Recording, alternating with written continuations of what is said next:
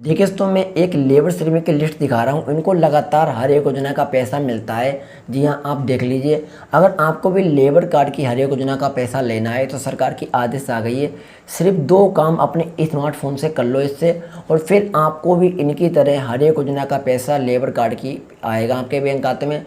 सरकार को आपदा के तहत अगर पैसा भेजती है कभी भी, चाहे 500 रुपये मान लो, चाहे 1000 रुपये मान लो, वो भी पैसा आपको मिलेगा। तो कौन से दो काम है, कैसे आपको करने हैं, और बाद में कैसे योजना का पैसा आपके अकाउंट तक आ जाएगा, सब कुछ आपको इस वीडियो से बताइएगा। इसलिए इस वीडियो को आप कंप्लीट देखते रहना। गुजारिश है आपसे वीडियो को लाइक करना, और चैनल पे नहीं हो तो प्लीज़ चैनल को सब्सक्राइब कर लेना। सबसे पहले आपको गूगल को ओपन करना पड़ेगा।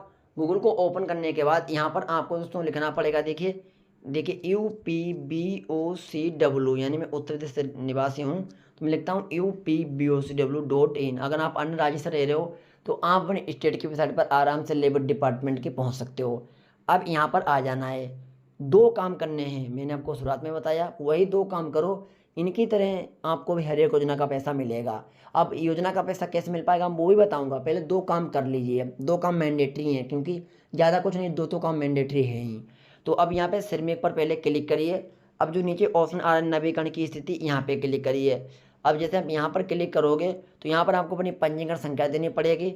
उसके बाद जो कैप्चा है कैप्चा देना है, और फिर यहाँ पे सर्च के ऑप्शन पे क्लिक करना है। अब देखिए यहाँ पे इस तरीके से पेज खुल के आ जाएगा, जिसमें यहाँ पे देखिए श्रमिक की KYC विवरण खुल चुका है।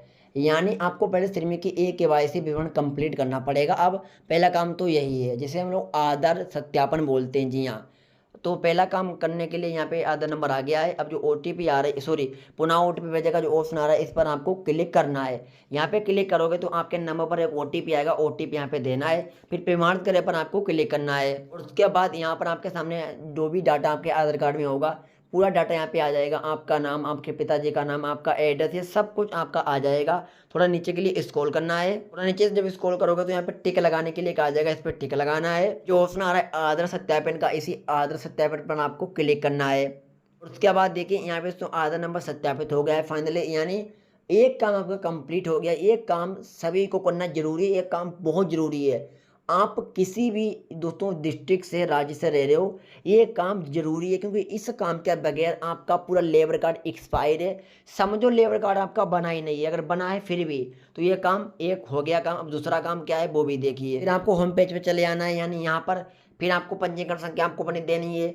फिर जो कैप्चा रहा है कैप्चा देना है। फिर यहाँ पे सर्च पर क्लिक करना है। फिर देखिए श्रमिक के पंजीयन विवरण डिटेल्स खुल के आ जाएगी, जिसमें यहाँ पर आपका नाम आ जाएगा, आपका जनपद आ जाएगा, आपके जो भी डेट ऑफ बर्थ वगैरह है सब कुछ आ जाएगी।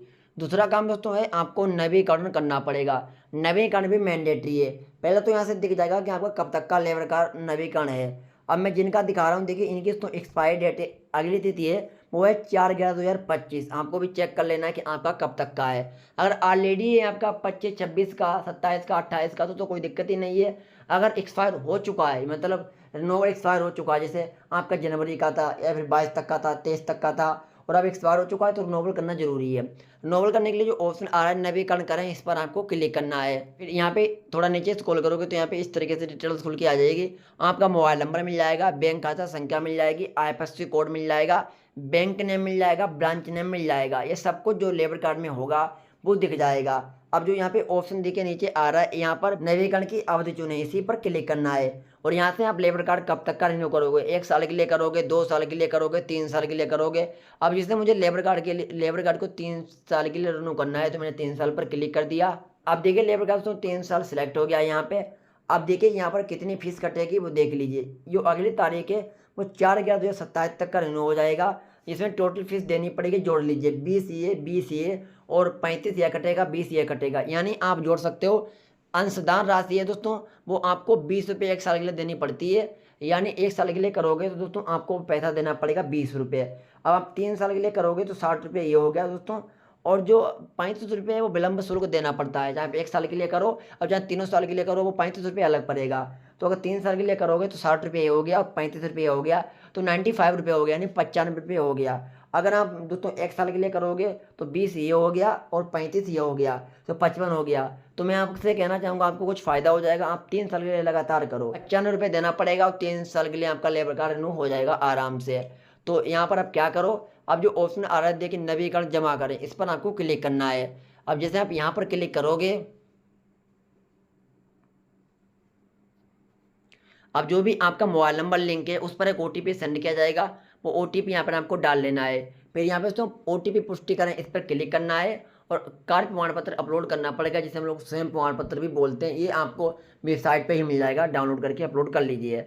इतना दोस्तों करने के बाद आपका लेबर कार्ड तुरंत के तुरंत रिन्यूअल हो जाएगा, दोनों काम कंप्लीट हो जाएंगे आपके।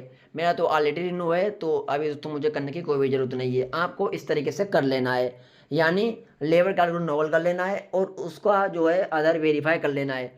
दोनों काम करने के बाद अब आपको योजना का पैसा मिलना शुरू होगा। सरकार अपनी मर्जी से भेजेगी, वो भी आएगा। आपदा वाला पैसा कभी भी भेजती है और अपने मन मुताबिक पैसा अप्लाई करके ले सकते हो। अब मैं जैसे दिखा रहा हूँ, अब जैसे आपको कोई भी स्कीम का पैसा लेना है तो नीचे आओगे तो एक ऑप्शन मिलेगा योजना आवेदन, आवेदन करें।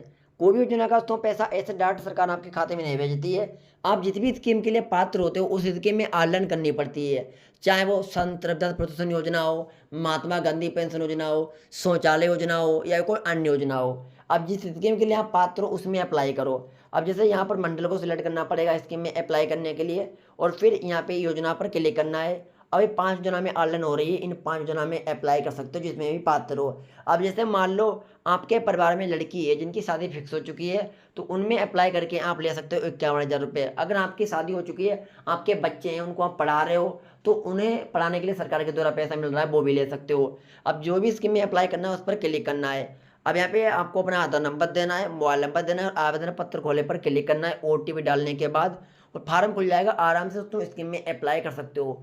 कोई भी स्कीम में अप्लाई करना है तो इस चैनल पर ऑलरेडी वीडियोस मिल जाएगी, आप अप्लाई की वीडियोस देख सकते हो और आराम से अप्लाई करके लाभ ले सकते हो। तो पहले आप लेबर कार्ड में 2 काम करो तभी पैसा आएगा। लेबर कार्ड को रिन्यूअल करो, आधार वेरीफाई करो, बाद में स्कीम में अप्लाई करो, फिर तो पैसा आना शुरू हो ही जाएगा। तो अगर इन्फॉर्मेशन अच्छी लगी हो तो प्लीज़ वीडियो को लाइक करना और यस के योजना 2 चैनल को सब्सक्राइब करना। Thank you.